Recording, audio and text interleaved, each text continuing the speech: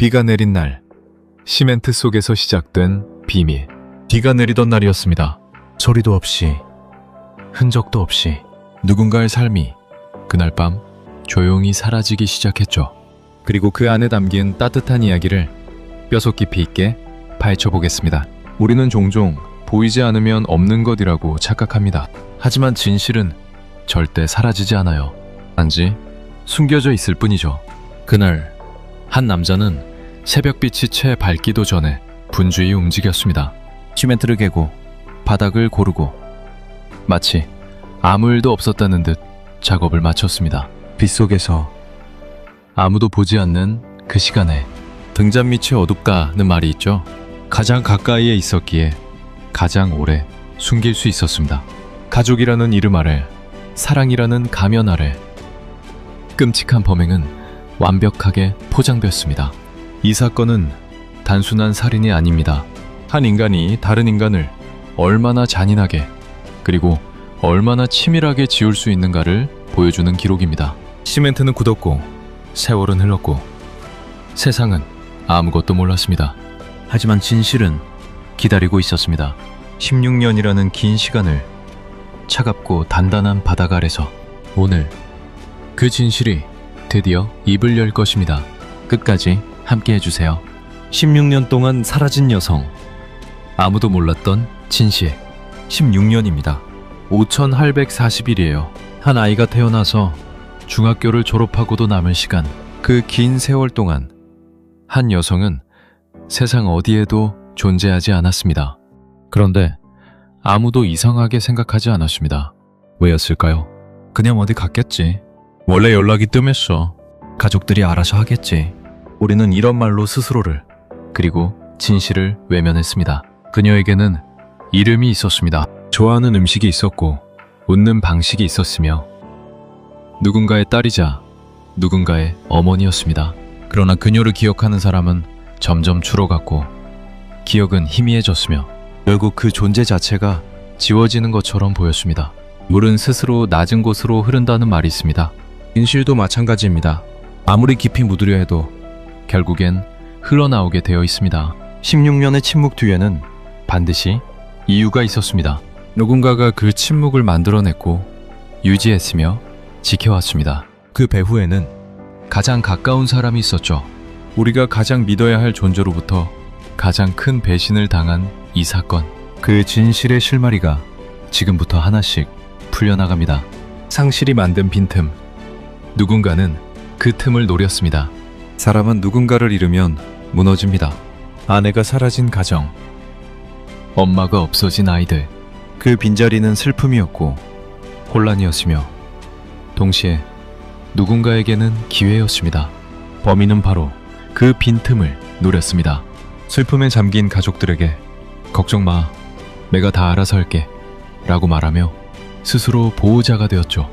하지만 그것은 보호가 아니었습니다. 그것은 철저한 통제였습니다. 뱁새가 황새 따라가다 가랑이 찢어진다는 속담처럼 피해자는 자신이 감당할 수 없는 상황 속으로 끌려 들어갔습니다. 아무런 의심 없이, 아무런 도움도 받지 못한 채.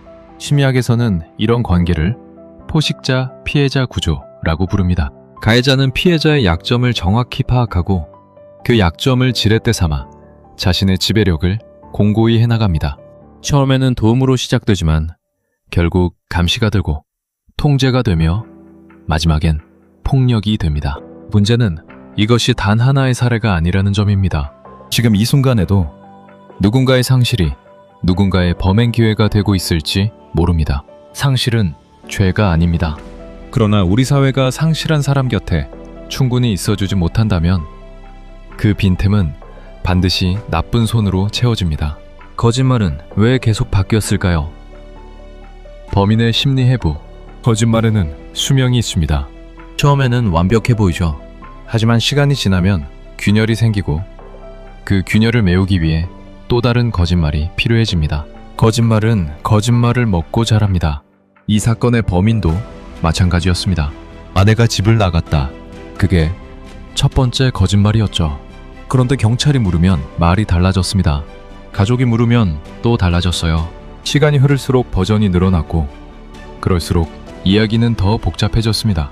10번 찍어 안 넘어가는 나무 없다는 말이 있죠. 거짓말도 계속 추궁하면 반드시 구멍이 드러납니다. 문제는 그 추궁을 시작하는데 너무 오랜 시간이 걸렸다는 것입니다.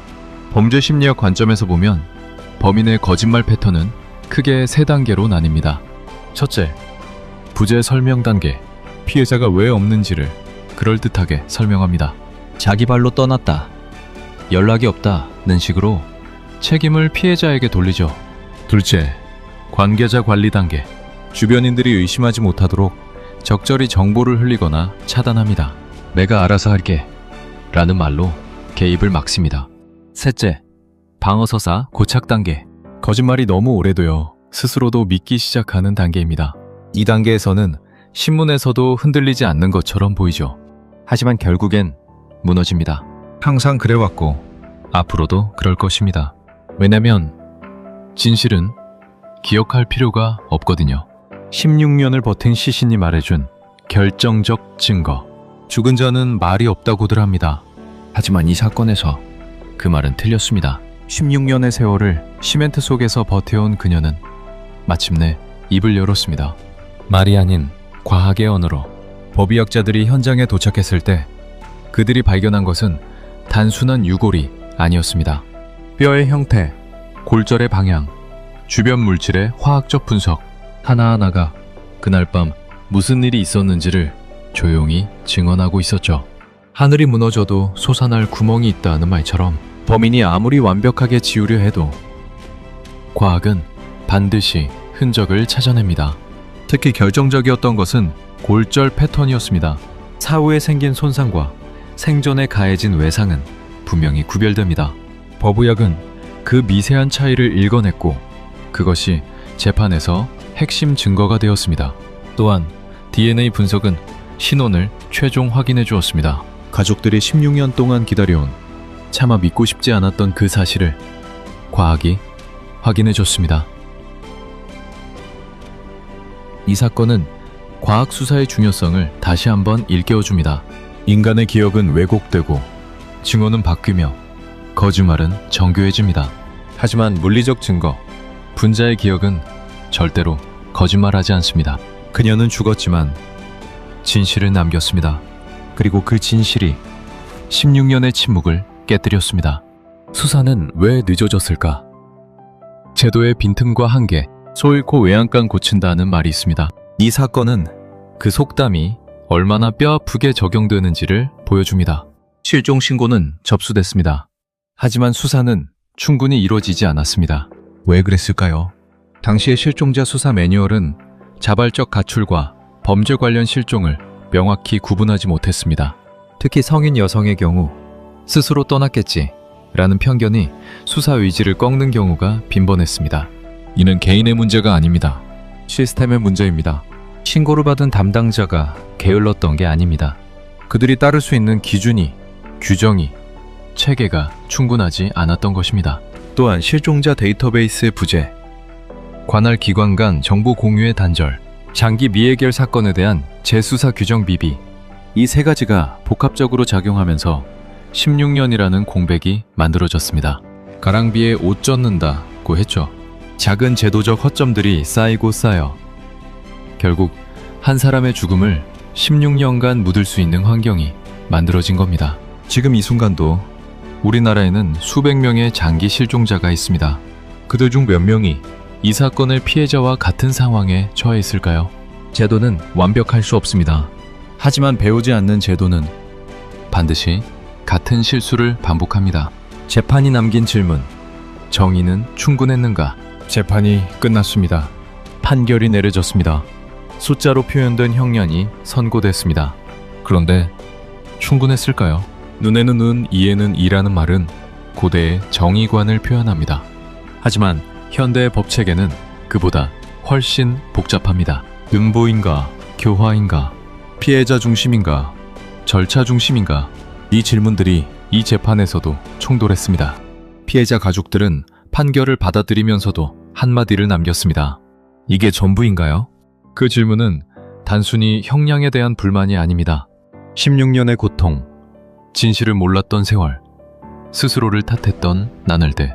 그 모든 것에 대해 법이 줄 수 있는 답이 과연 충분한가? 라는 근본적 질문입니다. 법정에서 다루지 못한 것들도 있었습니다. 왜 아무도 의심하지 않았는가? 제도는 왜 작동하지 않았는가? 우리 사회는 어떤 책임을 져야 하는가? 이런 질문들은 판사의 판결문 밖에 있습니다. 공자 앞에서 문자 쓴다는 말처럼 전문가들도 이 사건 앞에서는 한계를 인정했습니다.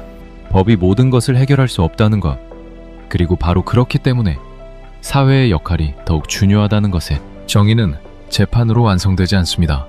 재판은 시작일 뿐입니다. 한 사람의 비극을 넘어 우리 사회가 배워야 할 교훈. 이제 이야기의 끝에 왔습니다. 하지만 이것은 끝이 아닙니다. 한 여성의 죽음, 16년의 침묵, 무너진 가족, 늦어진 수사, 불완전한 재판, 이 모든 것이 우리에게 묻고 있습니다. 당신들은 무엇을 배울 것입니까? 역사를 잊은 민족에게 미래는 없다는 말이 있죠. 이 사건도 마찬가지입니다. 기억하지 않으면 반드시 반복됩니다. 우리가 바꿔야 할 것은 세 가지입니다. 첫째, 실종자 수사체계의 전면 개편. 성인 여성 실종을 자발적 가출로 단정짓는 편견을 제도적으로 차단하고 42시간 이내 집중 수사 체계를 의무화해야 합니다. 둘째, 가족 내 폭력과 통제에 대한 사회적 감수성 강화. 이웃이 이상하다면, 직장 동료가 갑자기 사라졌다면 그냥 지나치지 마세요. 관심이 생명을 살립니다. 셋째, 피해자 가족을 위한 장기 지원 체계 구축. 사건이 해결된 뒤에도 가족들의 고통은 끝나지 않습니다. 법적 지원뿐 아니라 심리 정서적 지원이 함께 이루어져야 합니다. 천리 길도 한 걸음부터라 했습니다. 거대한 사회 변화는 우리 각자의 작은 관심에서 시작됩니다. 그녀의 이름을 기억해 주세요. 그녀의 이야기를 전해 주세요. 그것이 우리가 그녀에게 줄 수 있는 가장 늦었지만 가장 진실한 정의입니다. 오늘 이 영상을 끝까지 봐주신 여러분께 진심으로 감사드립니다. 이 이야기가 여러분의 마음에 작은 씨앗 하나를 심었기를 바랍니다.